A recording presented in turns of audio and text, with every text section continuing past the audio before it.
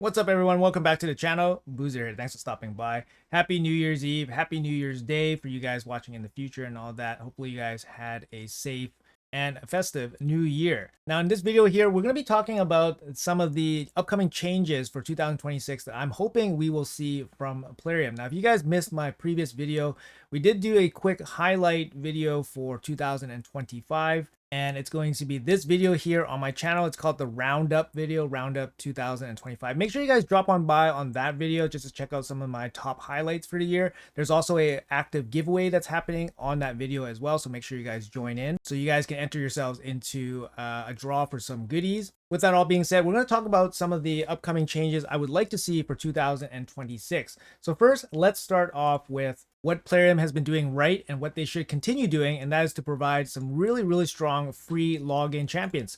So the free daily login champion rewards that they've been giving out throughout the year last year were really good. Xenomorph, Michelangelo, Alice, these are really strong like daily login champions, and all free for anybody that logs in for 7 days. I think they need to continue doing that, basically providing very strong free champions for players, make them accessible, give players that are just starting out the game a really strong start to the game. So they did a really good job of that in 2025. They need to continue to do that in 2026. Looking forward to it because we do have a new faction coming in the first quarter or so January, February, March of 2026. So they will have a brand new faction. Now, what I think they should probably do is probably implement maybe like a free champion to get the hype going for the new faction. Make sure everybody has one, champion for the new faction. That would be really good because they kind of did that for the Shadowkin. They brought Ninja into the mix, but they didn't do that for the Sylvan Watchers. They didn't give a free champion until much later. They gave away Lemonisi, but that was much later for the Sylvan Watchers. So I hope we can see a free champion for the new faction. It's going to be a Greco-Roman style themed faction. Now, I'm not 100% sure if that means everybody will be like humanoid, like human kind of forms. It could, expand into like, mythical, legendary champion, like, you know what I mean? Like it could be like legends, like Zeus or anything like that, or just like the gods for that time frame of history. So I'm not too sure if they're just limited to people, but most likely not. I would expect them to have like deities and gods and all sorts of cool stuff, right? So hopefully we'll see a free champion from that. And hopefully they'll provide other ways to get more accessible champions for that new faction. Right, so we covered that new faction part. Like I said, looking forward to seeing hopefully a new login champion and a fusion for a new faction. Let's talk about the Soulstone altar for a little bit. So first off here, this is one of the biggest boosts you can give a champion, right? Nowadays in 2025, 2026, getting the champion is not enough. You have to get the blessing for the champion as well. So for example, if you draw a mythical champion, you have no blessing for them. It's significantly, you're significantly less powerful. You're leaving a lot of stats on the table, right?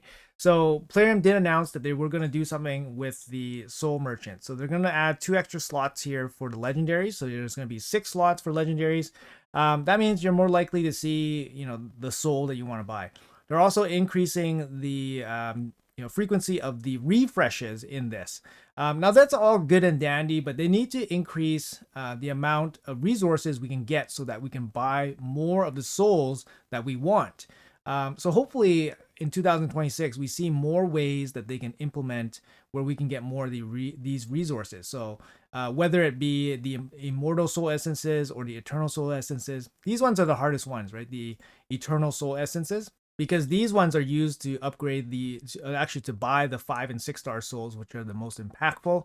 And we just don't get a lot of it, right? So even for like an end game player, if you farm everything in the game, you're looking at about enough resources to buy the 5 and 6 star after 3-4 months of just grinding the game. So it's significant, right? It's significant. So it doesn't matter if they give us more frequency, although that is helpful, but they have to give us more resources as well so that we can buy more of the souls. Really hope that we can see some additional resources there, whether they increase the amount of keys we can use in Iron Twins or just drop more of these rewards in different types of events. I'm sure that would be generally helpful. All right, so moving on, let's talk about the Great Halls here a little bit. So for the area bonuses, I would love to see something for Chimera. I would love to see something for Grim Forest. Those are just two different areas that could definitely have more additional stat boosts. I think Grim Forest would be a bit of a long shot to be in this area bonus section, but I think Chimera definitely should be here by now. Not sure why Plarium puts Chimera out of this area. Like, you have Hydra here, you have Demon Lord here. Why not Chimera? I'm not too sure. Definitely putting Chimera here would help a lot of people out, especially as people start building out some of these different areas out with the area bonuses. Now, Grim Forest has its own kind of stat buffing system, so I don't think Grim Forest would end up here, but it would be nice if it was ending up here, and it would be nice if they expanded the Grim Forest difficulty beyond what it is currently. So right now we have normal and hard difficulty. If they added a higher difficulty than hard mode, that would be actually pretty amazing. And if they added an area in the bonus area for Grim Forest to help with that harder difficulty, again, that would be amazing. That would just extend the life of this new content that they just released in December, and it would be really cool to see in 2026. Usually with Plarium, once they release a brand new content, they follow up with it very closely within the first 6 months. So if it requires some kind of changes, balancing or anything like that, or upgrades, they'll look into it right away within the first 6 months. This is what happened with, for example, Hydra. Hydra previously didn't have some of these rewards in the chest. It didn't have Primal Quartz, for example, right? So they had to boost up some of the prizes for the Hydra when it was first introduced, and to make people, more interested in Hydra. Actually, maybe I mixed that up. Maybe it was Live Arena. I think Live Arena, they added the Primal Quartz here as a sweetener because nobody was playing Live Arena. I forgot whether it was Hydra, Live Arena, or both. But one of these areas, as soon as they released it, was just not getting a lot of participation, and then they had to sweeten the rewards right away to get people to participate. So I wouldn't expect too much changes here for Curse City, just because it's been a little while since Curse City was released, and they haven't really done anything to it.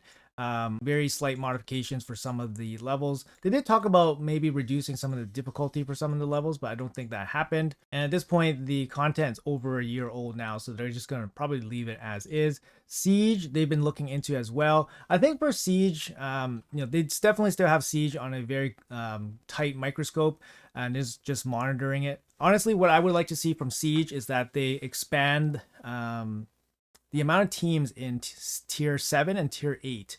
I think tier 7 and tier 8, the difficulty in those tiers is significantly higher than being in tier 6. So a tier 6 team entering tier 7 or tier 8, they're just going to be met with significant competition. So I think they need to maybe address that in some way. I'm not too sure how. I'm totally fine with having a very competitive format, but I do feel it is slightly restrictive for most people. So that might be something that Plarium actually looks into. They did mention something about Clan Boss. I don't think they should really touch Clan Boss. I think Clan Boss is just kind of the way it is. It's very outdated content. At this point, it's like 6-7 years old or whatever. So it's perfectly fine the way it is. More entry-level content. Chimera, I would love to see an instant battle for Chimera pretty quick here, because even if you have a really solid team, you still have to let it run, and it's still going to be 20 to 30 minutes just to run it on full auto. So really looking for an instant battle here to finish off Chimera, or a rework of the rewards. The reward structure is just really bad. I mentioned this in a couple of other videos already, but the reward structure for the first place chests, for example, is just really bad. There's not really too much incentive to go super hard in Chimera clashes to win those chests, just because there's not too much to gain from those chests, while you actually have to give up trials for more damage, for example, right? The other thing here is, like we said, we mentioned that there is going to be a new faction. So a new faction will be added to Faction Wars eventually. So this is something that, you guys need to be aware of, because if they add it, you guys would need to finish it in order to get Lydia. So you guys need to be aware. Try to grind through your Lydia as soon as possible before the new faction opens. But I'm really hoping that they release the new faction rather slowly, and then don't open the crypt for some time. I think in the past they did do this. They didn't open the crypt right away. They did give people some time to accumulate the champions, so that's going to be something that we want them to continue in 2026. Next thing, Tag Team Arena. They mentioned that Tag Team Arena instant battles are coming, so that's going to be amazing. So you're going to click battle, it's going to be done, it's going to show you the results right away. That's going to speed things up a lot. That's going to make people use the tokens a lot. And, I think that's generally going to be a good thing.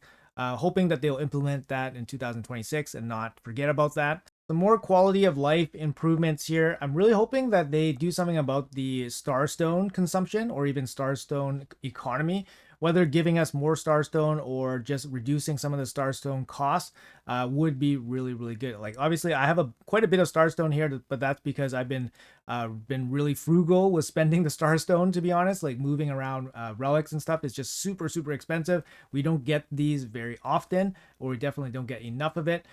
So having the Starstone economy kind of like just have an extra look at it would be pretty helpful, and hopefully we see that in 2026. They mentioned that they would be balancing some of the relics as well, so really looking forward to that as well. Hopefully we can see some rebalances to some of the really, really bad relics here. Like I'm looking at what's that one, the live arena one that's really, really bad. Where's live arena? Live arena, this guy. Ugh, this axe serpentis. This is just awful. They need to rework this like badly.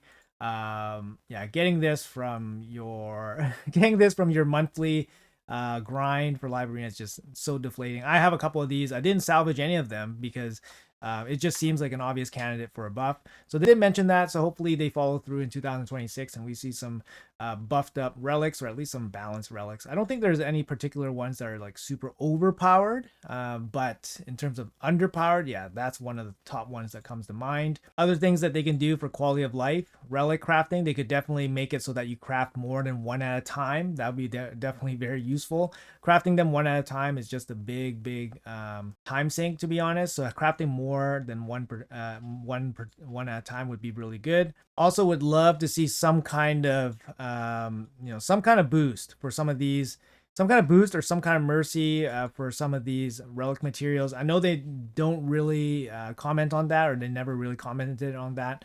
But really looking forward to them, somewhat addressing this a little bit, because it is a bit painful, right, for some of these players that go so crazy, go so hard, and then not be able to pick up anything for all their hard work. Having some kind of mercy would definitely help them out, or having some kind of boost would definitely help them out as well. And then as I'm saying all this stuff about all this different content in the game, I think the biggest thing that we could actually hope for in 2026 is for Plarium to address some of the things that will help us save some time in the game. Because right now, Grim Forest, it does take up some time. It's extra time added to the game.